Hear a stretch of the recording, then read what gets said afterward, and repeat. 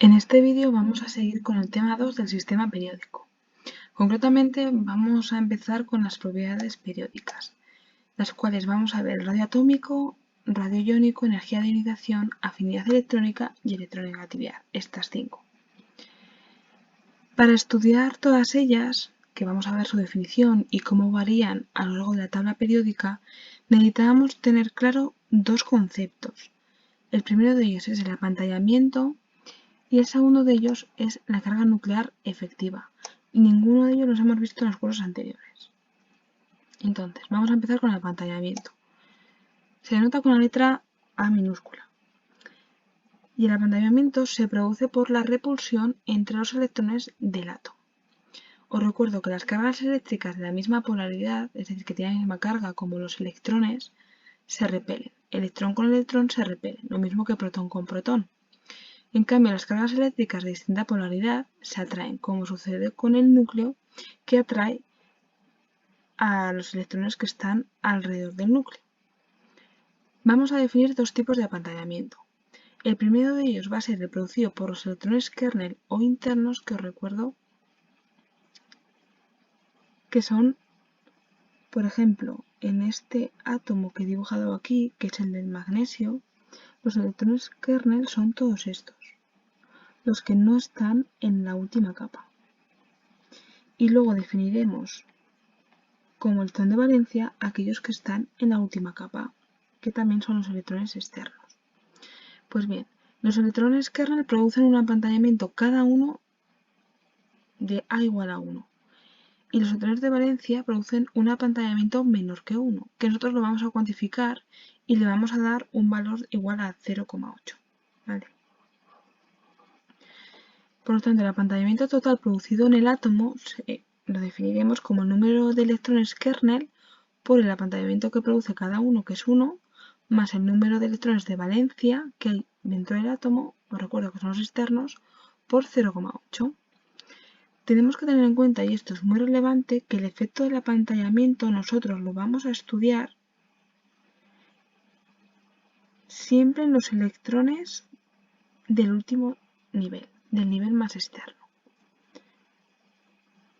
Entonces, fijaros, tenemos aquí el átomo de magnesio, que tiene un número atómico 12, es decir, tiene 12 protones y 12 electrones. Por lo tanto, su configuración electrónica será 1s2, 2s2, 2p6 y 3s2. Entonces, vamos a definir los electrones kernel, que serían, fijaros, serían estos, los 10, que están dibujados también en azul. 10 electrones kernel. Y luego podemos definir los electrones de valencia, que son los dos. Dos electrones de valencia, que son los que he dibujado también en verde, los externos. Este y este. Entonces, si nosotros queremos calcular el apantallamiento producido en el átomo de magnesio, aplicamos la fórmula.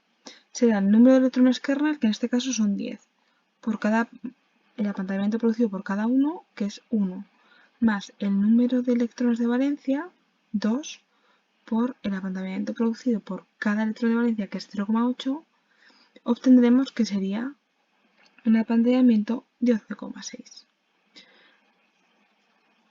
Vale, ¿para qué necesitamos saber el apantallamiento? El apantallamiento es como si los electrones de un átomo ejercen un efecto pantalla sobre los electrones más externos. Claro, como hemos dicho antes, el núcleo ejerce una fuerza de atracción sobre los electrones, porque tienen diferente signo.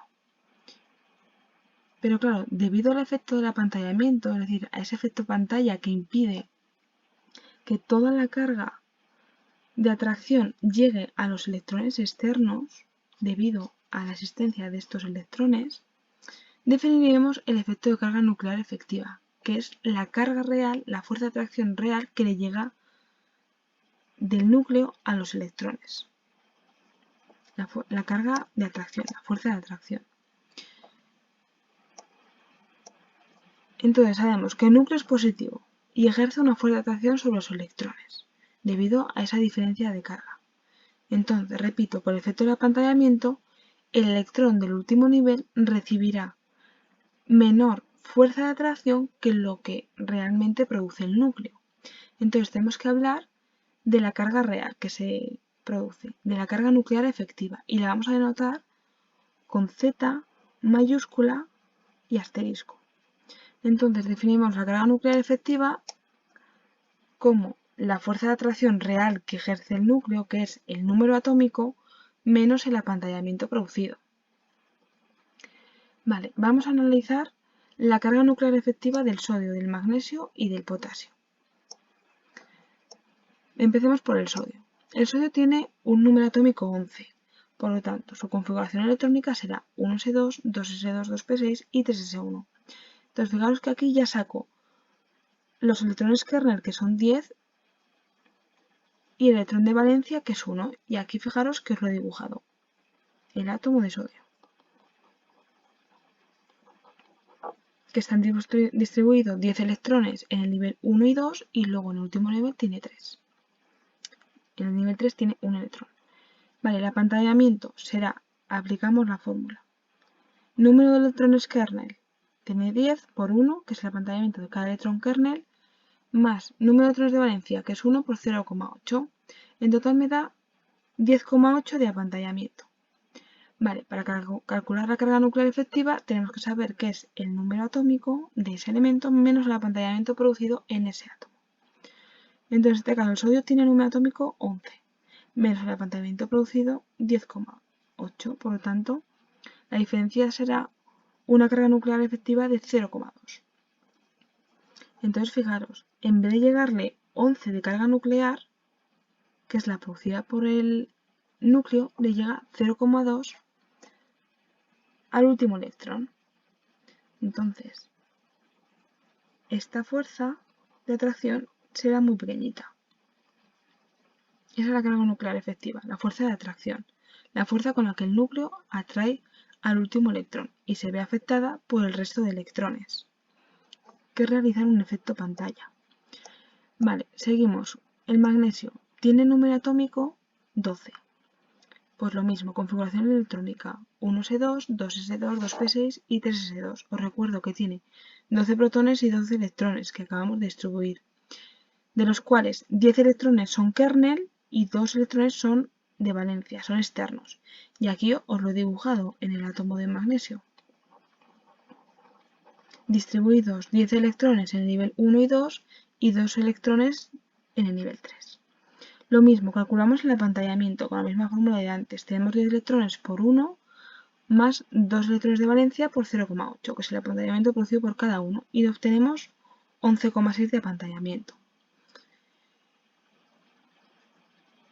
Y para calcular la carga nuclear efectiva es la diferencia del número atómico menos el apantallamiento, que será 12 en este caso menos 11,6 y es 0,4. Entonces aquí podríamos decir que el núcleo del magnesio ejerce mayor fuerza de atracción sobre los electrones que el núcleo del sodio, porque fijaros que en el núcleo del sodio la carga nuclear efectiva era 0,2, que la hemos calculado. Y como el magnesio es 0,4, repito, el núcleo de magnesio ejerce mayor fuerza de atracción que el núcleo del sodio. Vale.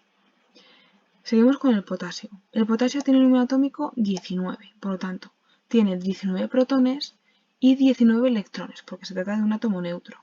Estos electrones los distribuimos según la configuración electrónica, según el diagrama de Moller, que será 1s2, 2s2, 2p6, 3s2, 3p6 y 4s1. Entonces, fijaros, tenemos un electrón de valencia que está en el nivel 4 y luego tenemos el resto, que son 18, estos 18 son kernel, que son internos. Fijaros que aquí os lo he dibujado en el átomo de potasio.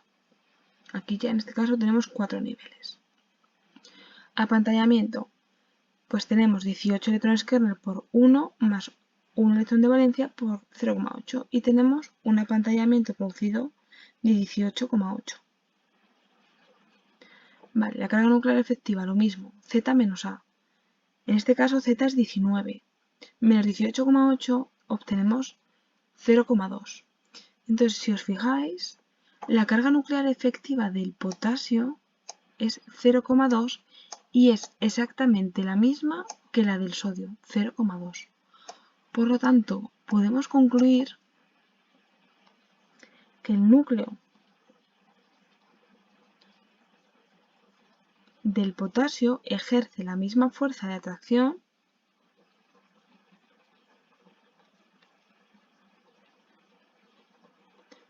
que el núcleo del sodio.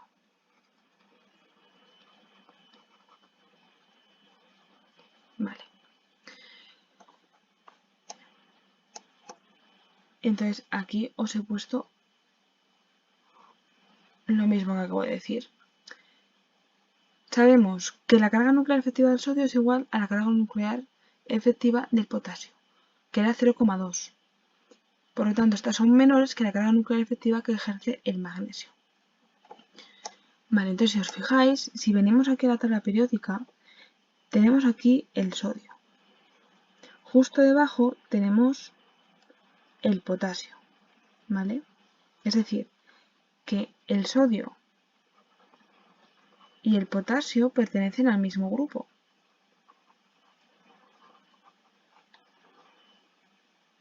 Y acabamos de analizar que el sodio y el potasio tienen la misma carga nuclear efectiva, por lo tanto podemos concluir que tanto el sodio como el potasio, que pertenecen al mismo grupo, la carga nuclear efectiva no varía en grupo. Y luego fijaros, el magnesio está en el mismo periodo, está a la derecha del sodio. Por lo tanto, el sodio y el magnesio están en el mismo periodo.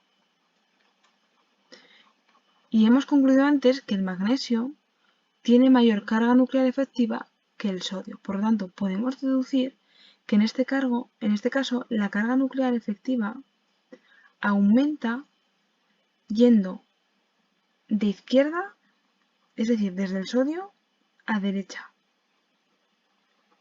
hacia el magnesio. Pues bien, os recomiendo que tanto la carga nuclear efectiva como el apantallamiento os lo aprendáis bien el concepto, ya que lo vamos a tener que necesitar para poder definir las 5 propiedades periódicas que os he mencionado al principio del vídeo.